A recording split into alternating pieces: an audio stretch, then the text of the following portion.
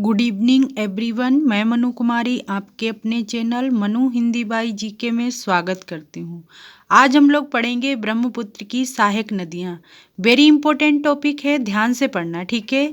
देखो, सबसे पहले ब्रह्मपुत्र के बारे में हम लोग डिटेल से पढ़ेंगे और दूसरा फिर देखो हम लोग ब्रह्मपुत्र में कौन सी नदियाँ आकर मिली हुई हैं और ब्रह्मपुत्र का उद्गम कहाँ से हुआ है, सब पढ़ेंगे, ठीक है।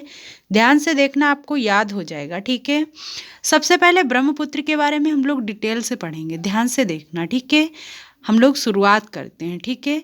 सबसे पहले देखो, तिब्बत की मानसरोवर झील के पास पुरंग जिले में चेमायुंगडुंग ग्लेशियर से ब्रह्मपुत्र नदी की शुरुआत होती है, यानी उद्गम हुआ है, ठीक है। याद रखना, यानी ब्रह्मपुत्र नदी का उद्गम कहाँ से हुआ है, तो ये देखो मानसरोवर झील के पास पुरंग जिले में चेमायुंगडुंग ग्लेशियर है, ठीक है।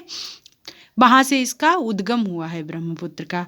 फिर दूसरा पॉइंट है, ब्रह्मपुत्र सिंधुबास सतलज नदी का उद्गम स्थल पास पास में है, यानी ब्रह्मपुत्र सिंधुबास सतलुज तीनों नदियों का उद्गम स्थल मानसरोवर झील ही है, ठीक है, याद रखना। फिर तीसरा पॉइंट है, भारत में ब्रह्मपुत्र नदी अरुणाचल प्रदेश में सबसे पहले प्रवेश करती है, यानी क्वेश्चन बनेगा कि ब्रह्मपुत्र नदी भारत में किस राज्य से होकर प्रवेश करती है, तो अरुणाचल प्रदेश में ये अरुणाचल प्रदेश से ही आकर भारत में प्रवेश करती है, ठीक है, याद रखना।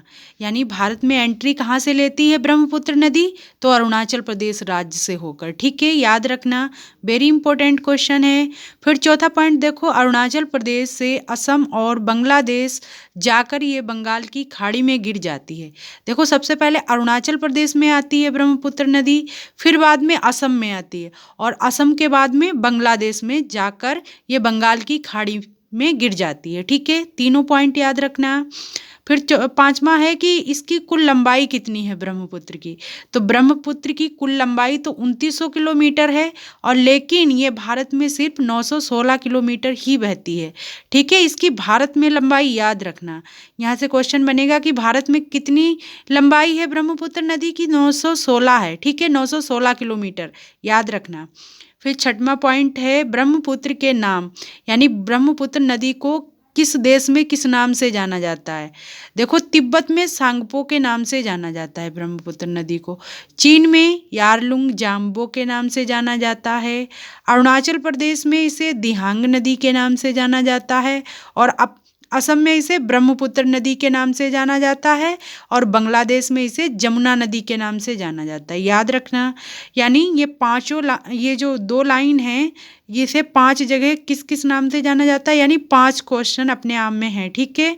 यानी तिब्बत में किस नाम से, तो सांगपो के नाम से, चीन में यारलुंग जांगबो के नाम से, अरुणाचल प्रदेश में इसे दिहांग नदी के नाम से, और असम में इसको ब्रह्मपुत्र नदी के नाम से जाना जाता है, और बांग्लादेश में इसको जमुना नदी के नाम से जाना जाता है। वेरी इंपॉर्टेंट है, याद रखना। फिर 7 नंबर का पॉइंट है, ब्रह्मपुत्र नदी भारत की सबसे चौड़ी नदी है। क्वेश्चन बनेगा कि भारत की सबसे चौड़ी नदी कौन सी है, तो ब्रह्मपुत्र नदी हो जाएगी, और क्वेश्चन होगा भारत की सबसे लंबी नदी, तो गंगा नदी हो जाएगा, ठीक है, याद रखना। फिर देखो 8 नंबर पॉइंट है, माजुली। माजुली क्या है, माजुली दुनिया का सबसे बड़ा नदी द्वीप है, यानी ये माजुली द्वीप जो है ये ब्रह्मपुत्र नदी पर ही बनता है, ठीक है, उसी पे पड़ता है, उसके पास में, तभी ये माजुली द्वीप दुनिया का सबसे बड़ा नदी द्वीप है। क्वेश्चन बनेगा विश्व का सबसे बड़ा नदी द्वीप कौन सा है, तो माजुली है, याद रखना, ठीक है। फिर 9 नंबर का पॉइंट है, दुनिया का सबसे छोटा नदी द्वीप क्या है, तो उमानंदन है, याद रखना, ठीक है। दुनिया का सबसे, यानी विश्व का सबसे छोटा नदी द्वीप कौन सा है, तो उमानंदन है, याद रखना। फिर देखो इसकी सहायक नदियां हैं ब्रह्मपुत्र की, दिबांग नदी, लोहित नदी, धनसिरी नदी, कोपली नदी, तिस्टा नदी, संकोसी नदी, मानस नदी, सुबनसिरी नदी आदि नदियां हैं, ठीक है, सभी याद रखना। वेरी इंपॉर्टेंट है, जैसे ये नदियां दे देगा और एक कोई नदी और डाल देगा तो पूछ लेगा कि कौन सी नदी ब्रह्मपुत्र की सहायक नदी नहीं है, इसलिए आप ये सभी नाम याद रखना, ठीक है। अब देखो हम लोग यहाँ से किस तरह से नदियाँ आकर मिली हैं। देखो, सबसे पहले ये चेमायुंगडुंग ग्लेशियर है और ये मानसरोवर झील है, यहाँ से ब्रह्मपुत्र नदी निकलती है। और देखो सबसे पहले कौन सी नदी आकर मिली है, तो दिबांग नदी आकर मिली है, ठीक है। और कौन सा दर्रा है, यानी केया दर्रा है। यानी दिबांग नदी किस दर्रे से होकर बहती है, तो केया दर्रा से होकर बहती है। और दिबांग नदी भी है, दिबांग घाटी भी है, ठीक है, याद रखना।